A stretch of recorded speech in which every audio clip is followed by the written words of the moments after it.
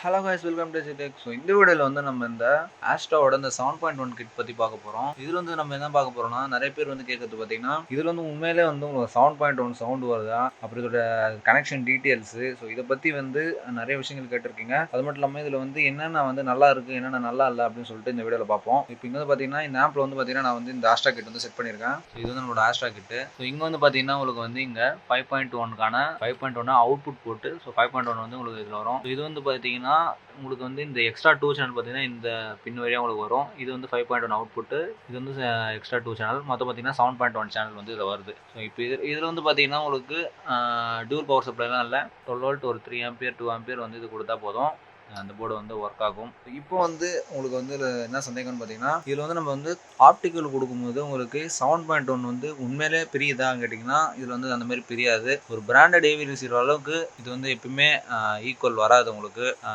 இது வந்து என்ன பண்ணணும்னு பார்த்தீங்கன்னா உங்களோட front channel, front left, front லைட்டை வந்து கொஞ்சம் ஏதாவது மிக்சிங் அந்த மாதிரி ஏதாவது பண்ணி உங்களுக்கு வந்து இந்த எக்ஸ்ட்ரா இந்த 2 சேனல் வந்து சும்மா உங்களுக்கு வெளியில் வரும். ஆனால் உங்களுக்கு சவுண்டு வரும், ஆனால் அது வந்து உண்மையான 7.1 ட்ராக்காக இருக்குமான்னு கேட்டிங்கன்னா இருக்காது.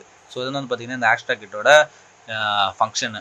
அது மட்டும் இல்லாமல் முன்னாடி வந்து உங்களுக்கு இந்த பேனல் கொடுத்துருப்பாங்க. ஸோ இந்த பேனல் பார்த்தா உங்களுக்கு தெரியும் முன்னாடி இந்த பேனல். ஸோ இந்த பேனல் பார்த்தீங்கன்னா ஓவராலாக நல்லா தான் இருக்குது.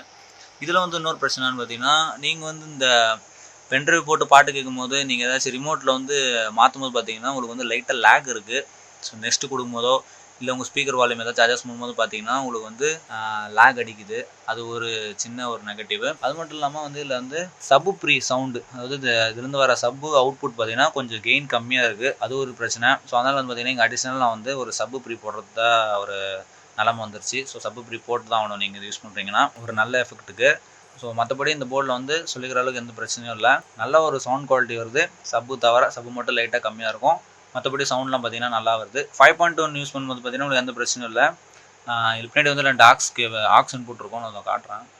பின்னாடி பார்த்தீங்கன்னா உங்களுக்கு வந்து இங்கே 2 கோஆக்ஸில் இருக்கும், பார்த்தா தெரியும். இங்கே பார்த்தீங்கன்னா 2 கோஆக்ஸில் இன்புட் இருக்குது. அப்புறம் வந்து ஒரு ஆப்டிக்கல், ஒரு 5.1, அதுக்கப்புறம் வந்து ஆக்ஸ் இன்புட் 2 கொடுத்துருப்பாங்க.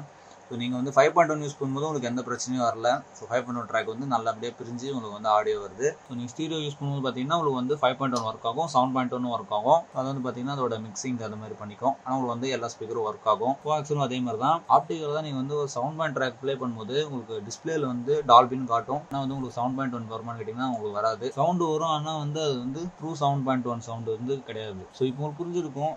ஸோ இந்த நம்மளோட மேக்கிங் ஏவி ரிசீவருக்கும் பிராண்டட் ஏவி ரிசீவருக்கும் வித்தியாசம். ஸோ இந்த ரேட்டுக்கு வந்து பார்த்தீங்கன்னா நீங்கள் வந்து நிறைய பேர் வந்து ஏவி ரிசீவர் அளவுக்கு எதிர்பார்க்குறாங்க. ஸோ அந்த மாதிரி வந்து நம்ம எப்பவுமே பண்ண முடியாது. அது எஸ்டிஎம்ஐ இருக்கட்டும் சரி, அந்த மாதிரி ஆப்டிக்கலாக இருக்கட்டும் சரி, 7.1 இருக்கட்டும் சரி, எப்பவுமே வந்து ஏவி ரிசீவருக்கு நம்ம வந்து கம்பெனி ஏவி ரிசீவருக்கு வந்து நம்ம எப்பயுமே நம்ம இது மேட்ச் பண்ண முடியாது. ஸோ அந்த அவங்களோட ஈக்குவலுக்கு நம்ம வேணால் எடுத்துகிட்டு வர முடியும். ஆனால் அவங்க கொடுக்குற அந்த சவுண்ட் கிளாரிட்டி வந்து எப்பயுமே வந்து நம்மளுக்கு நம்ம வந்து இந்த மேக்கிங்கில் பண்ண முடியாது.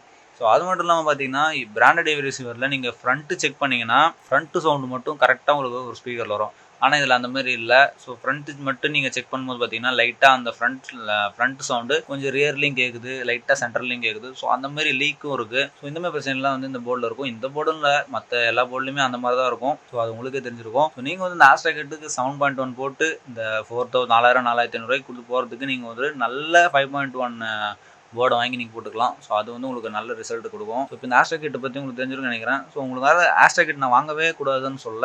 ஸோ உங்களுக்கு வந்து ஒரு 7.1 வேணும், ஒரு விர்ச்சுவல் 7.1 வேணும் அப்படின்றவங்க வந்து இந்த போர்டை வந்து கண்டிப்பாக ட்ரை பண்ணலாம். ஸோ அதில் வந்து எந்த குறையும் கிடையாது. ஸோ அதான் இந்த வீடியோ உங்களுக்கு பிடிச்சுன்னு நினைக்கிறேன். ஸோ நீங்கள் இதை பற்றி எதாவது சொல்லணும்னு நினச்சிங்கன்னா கீழே கமெண்ட்ஸில் சொல்லுங்கள், அதுக்கு வந்து ஆன்சர் பண்ணலாம். வேறு என்ன மாதிரி வீடியோ பண்ணலாம்னு சொல்லிட்டு சொல்லுங்கள், அதையும் நான் வந்து பண்ண ட்ரை பண்ணுறேன். ஸோ அதான் இந்த வீடியோவுக்கு அடுத்த வீடியோ சந்திக்கிறேன். அது ஒரு குட் பை, டேக் கேர், பாய்.